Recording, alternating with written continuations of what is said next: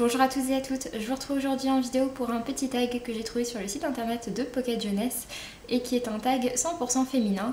Je me suis dit pourquoi pas, j'avais quelques livres dont j'avais envie de vous parler et du coup c'est parti. C'est donc un tag en 10 questions que je vous mettrai en barre d'informations. Donc question numéro 1, quelle est votre auteure féminine préférée? Pour cette question, j'ai eu un petit peu de mal à répondre, j'avais pas de nom en tête immédiatement, du coup j'ai cherché une auteure dont j'avais lu quand même plusieurs romans pour me faire un avis général et non pas sur un seul de ses livres. Et du coup j'ai pensé à Delphine de Vigan que j'ai pas mal lu, j'ai lu quasiment tous ses romans et j'avais notamment adoré Rien ne se pose à la nuit. Donc voilà. Ensuite, quelle est votre héroïne de roman préférée? Mon héroïne de roman préférée ne va surprendre absolument personne, mais il s'agit bien évidemment de l'héroïne Vin dans la série Fils des Brumes de Brandon Sanderson, qui est donc ma trilogie préférée. Et voilà, j'aime d'amour les personnages principaux de cette série, les nombreux personnages principaux de cette série, et y compris l'héroïne principale, à savoir Vin. Voilà, c'est une héroïne qui est très forte, qui casse les codes, qui a un rôle qui serait essentiellement celui d'un homme dans la plupart des autres romans de fantasy. Et c'est une jeune fille qui, même si elle est fragile et même si elle a ses faiblesses parce qu'elle est humaine, eh bien c'est une personne qui a des convictions et qui se bat pour ce qu'elle aime. Et c'est un personnage que je trouve très fort et très bien et très bien développé. Donc voilà, Vin. Ensuite, question numéro 3, citer un roman qui propose un message féministe. Pour le roman qui propose un message féministe, j'ai pensé à Là où tombent les anges de Charlotte Bosquet, publié chez Gulfstream dans la collection Électrogène, qui avait été mon plus gros coup de cœur de l'année précédente, donc de l'année 2016. Et c'est un roman absolument magnifique, un roman historique qui se passe pendant la Première Guerre mondiale, mais du point de vue des femmes qui restent à Paris et qui ne partent pas à la guerre. C'est un roman avec des passages absolument magnifiques à l'intérieur. Et c'est un roman que je trouve féministe, qui parle vraiment du rôle des femmes dans cette période et de leur émancipation, possible ou non. C'est un roman que je vous conseille énormément et je trouve qu'il a vraiment un très beau message. Ensuite, 4, citer un roman avec une fille ou une femme sur la couverture. J'en ai pas énormément en fait et j'ai décidé de vous présenter celle dont j'ai toujours rêvé de Meredith Russo, publiée chez PKJ.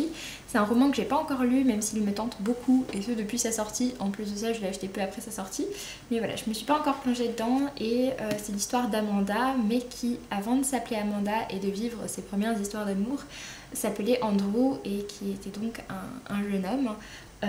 C'est un livre que j'ai très envie de découvrir.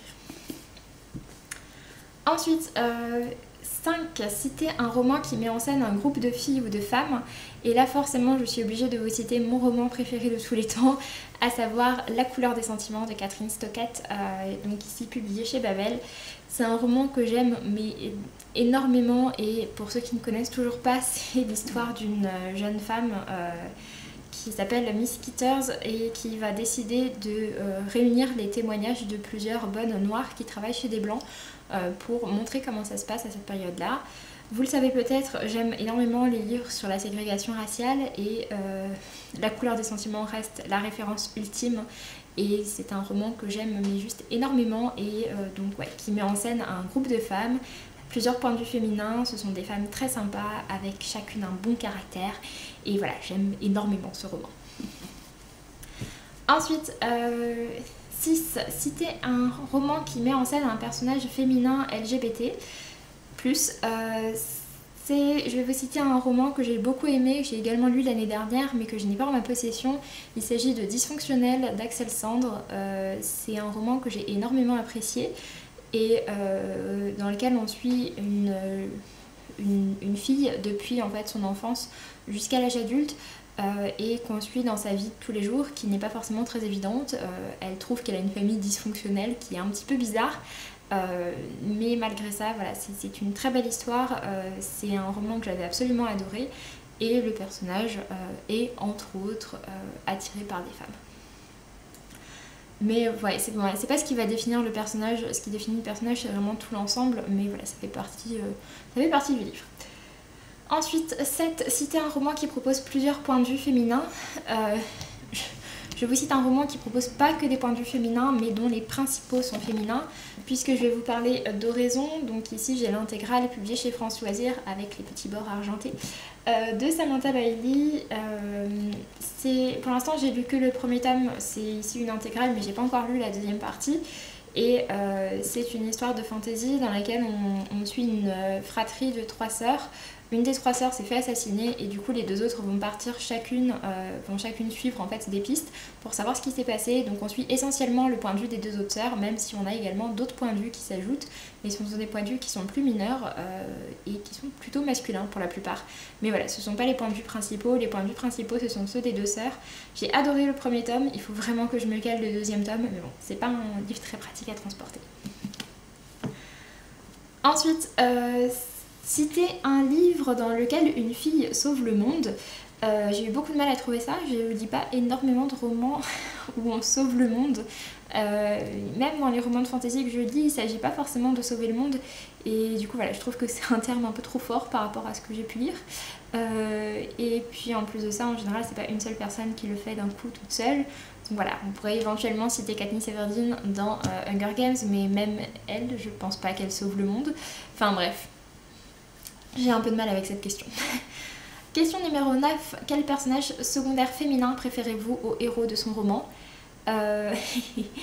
J'ai lu cette série quand j'étais plus jeune et j'ai toujours été extrêmement fan du personnage d'Arya.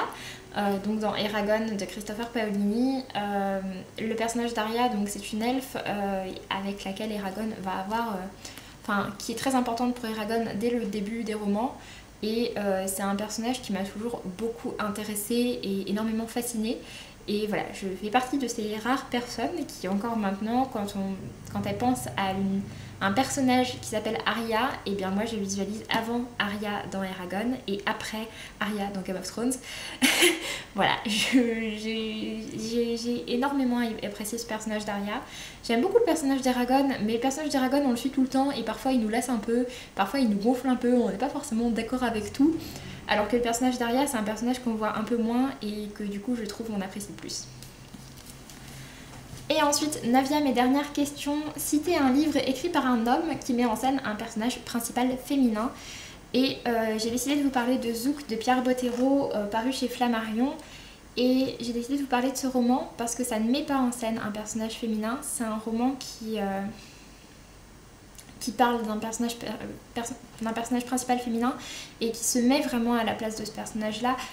C'est un roman dans lequel, l'auteur c'est un homme qui à l'époque avait une 40aine d'années et qui a réussi à merveille à se mettre dans la peau de cette adolescente hyper complexée qui va sombrer dans l'anorexie. Et voilà, il se met complètement dans la peau de ce personnage-là pour en parler et pour en parler vraiment d'une très belle manière dans ce petit roman que je vous conseille énormément. Et ouais, c'est un personnage, pour moi, voilà, c'est l'exemple typique de personnage, de l'auteur masculin qui se met dans un rôle féminin. C'est extrêmement bien fait dans ce roman et c'est un très très beau roman que je vous recommande. Comme tous les livres d'ailleurs que je vous ai présentés, à part donc celle dont j'ai toujours rêvé que je n'ai pas encore lu, tout le reste ce sont des romans que j'ai lus et pour lesquels j'ai eu des coups de cœur. Donc voilà, ce sont que des romans que j'ai adorés, ceux que je vous présente. Et c'est le cas également pour ce petit dernier, donc Zouk de Pierre Bottero. Sur ce, j'en ai donc fini avec ce petit tag, n'hésitez pas à le reprendre si ça vous tente, je vous mets en barre d'informations la liste des questions, et puis n'hésitez pas à me dire ce que vous auriez répondu à ma place. Sur ce, je vous dis donc à très bientôt, et je vous souhaite de belles lectures, salut!